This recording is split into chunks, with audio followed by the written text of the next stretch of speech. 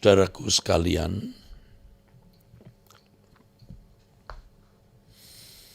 Allah kita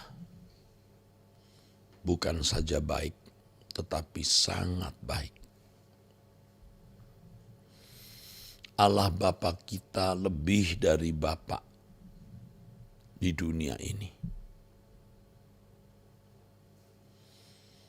Lebih dari kebaikan orang tua kita. Karenanya jangan meragukan sama sekali. Kalau sekarang kita di dalam satu situasi di mana kita merasa keadaan kita malang, semua itu ada perhitungannya. Allah tidak mungkin bertindak tanpa perhitungan. Yang pertama, Allah pasti mengontrol segala keadaan, mengendalikan setiap situasi. Artinya tidak ada sesuatu yang boleh terjadi dalam hidup kita di luar izin dari Tuhan. Pasti semua diizinkan, diperkenan, bahkan didesain oleh Allah. Itu yang pasti. Jangan kita berpikir ada yang terjadi dalam hidup kita di luar kendali Tuhan. Tidak mungkin. Tidak mungkin.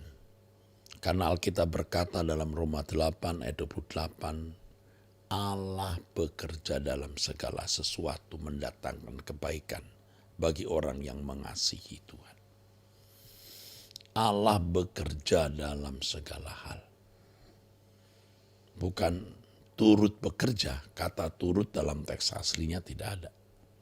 Allah bekerja dalam segala sesuatu. Jadi semua di dalam kontrol kendali Tuhan. Ya.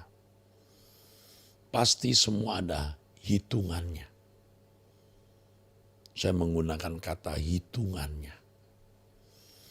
Artinya semua di dalam kebijaksanaan Allah. Allah yang maha cerdas, Allah yang mengizinkan sesuatu terjadi di dalam hidup kita.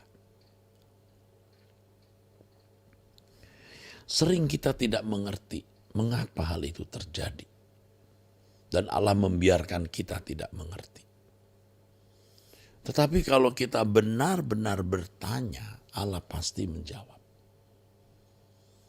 Paling tidak, saudaraku sekalian, jawaban yang pasti bisa kita tangkap adalah Allah mengendaki kita sempurna. Mendatangkan kebaikan agar kita serupa dengan Yesus.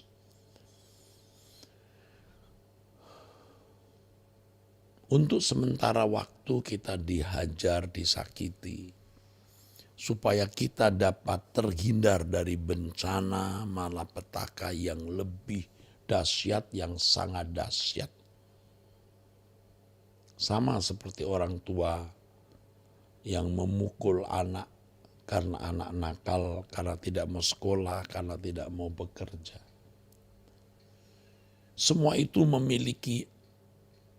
itu ada hitungannya. Orang tua punya kebijaksanaan, kecerdasan, supaya anak tidak menjadi bodoh, jangan sampai tidak memiliki keahlian, jangan sampai menjadi orang malas. Tidak punya keahlian, malas ya. Akhirnya nanti pasti melarat, nyolong, maling, menderita, tertindas.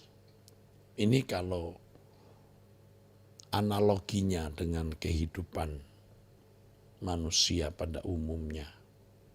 Bapa ingin menghindarkan kita dari api kekal.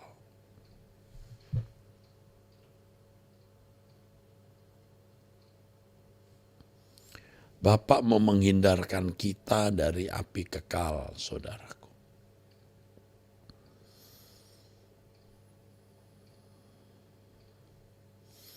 Jadi Bapak mengadakan atau mengizinkan perkara-perkara, kejadian-kejadian yang menyakitkan, bisa melukai kita, ya saudara, membuat kita tidak nyaman.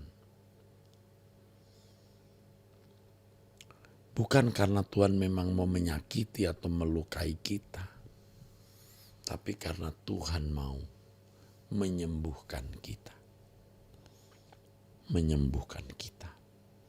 Seperti pisau dokter yang membedah kulit untuk mengambil sesuatu yang tidak boleh ada di dalam tubuh kita. Allah melakukan hal itu, saudaraku. Dalam doa tadi saya sempat mengucapkan kalimat, ampuni Bapa kesombongan kami. Kita itu tanpa sadar sombong, saudara, angkuh. Karena kita punya uang, karena kita punya relasi dengan pejabat, karena kita memiliki kekuatan fisik, kekuatan finansial, dan lain-lain. Kita itu sombong. Kita jadi angkuh. Dan lebih jahat lagi kalau sampai mengupayakan penderitaan orang atau kesusahan orang atau menyerang orang. Waduh, itu lebih jahat.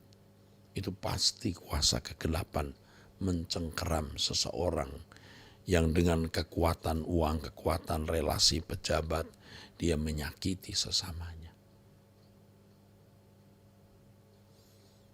Kita angkuh, kita sombong, kita lupa siapa kita dulu.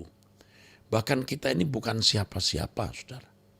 Kita ada ini karena Allah yang mengizinkan kita ada di bumi, kita hidup. Memiliki jantung yang berdetak, nadi yang berdenyut, nafas hidup, tubuh yang baik, metabolisme yang sempurna. Tuhan semata-mata.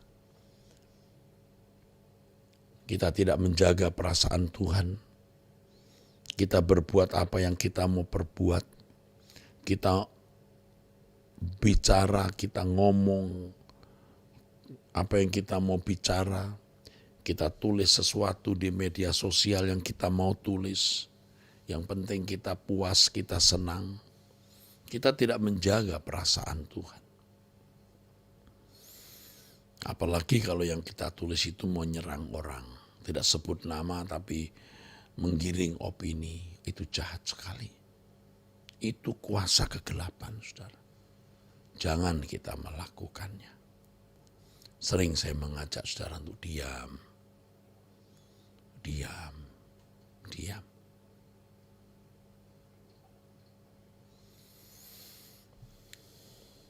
Khotbah saya pada beberapa hari yang lalu dengan judul The Power of Silence.